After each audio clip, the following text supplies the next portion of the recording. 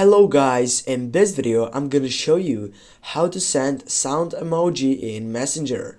The first thing what you need to do, simply you need to open up a chat that you want to send a sound message.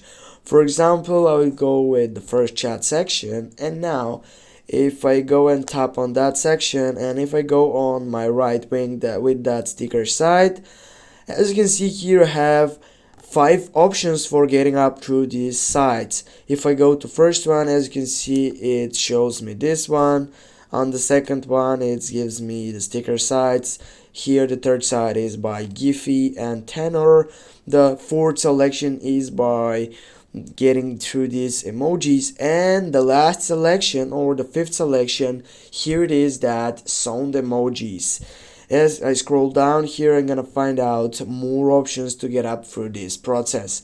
For example, I will go with violin and I will send, and now as you can see it has a snow sound section.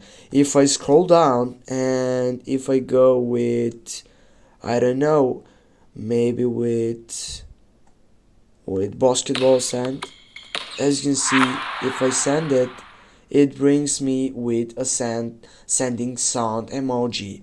Thanks for watching guys, don't forget to hit that like and share the video, and if you have any questions please comment down below in the section.